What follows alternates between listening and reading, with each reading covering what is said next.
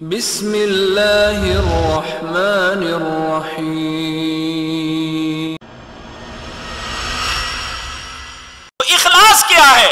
وَمِنْهُمْ مَنْ يَقُولُ رَبَّنَا آتِنَا فِي الدُّنْيَا حَسَنَةً وَفِي الْآخِرَةِ حَسَنَةً وَقِنَا عَذَابَ النَّارِ۔ انسان اللہ کی رضا کا ارادہ کرے، آخرت کے حصول کا ارادہ کرے تو دنیا کے معاملات اللہ عطا کر دیں گے۔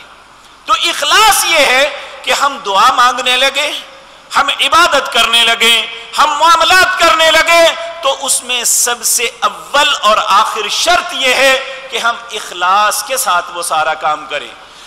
میں نے آغاز میں آپ کے سامنے سورۃ بینہ کی آیت پڑھی جس میں اللہ رب العزت نے حکماً فرمایا، اور انبیاء یہ بات اعلان کہہ رہے ہیں وما امروا،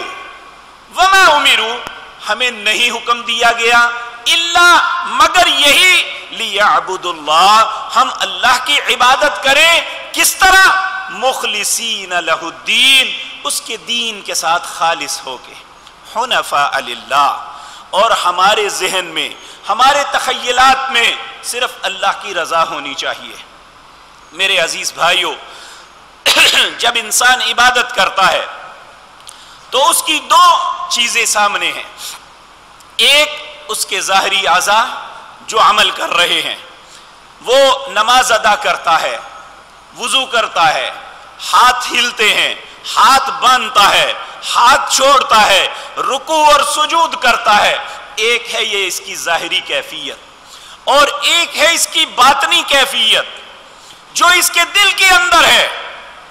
اگر یہ نماز ادا کرتا ہے اور اس کے دل میں صرف یہ ہے کہ میں صرف اپنے رب کو راضی کرنے کے لیے کر رہا ہوں، مجھے کسی کو کچھ نہیں دکھانا، مجھے کسی سے کچھ نہیں لینا، اگر کچھ لینا ہے تو اپنے رب سے اور اللہ سے دنیا اور آخرت کی بھلائیوں کی توقع رکھ کے یہ کرے گا، تو پھر وہ جو اس کے اندر کی کیفیت ہے اللہ وہ دیکھ کے اس کا فیصلہ کریں گے۔ الذي نزل الفرقان على عبده ليكون للعالمين نذيرا۔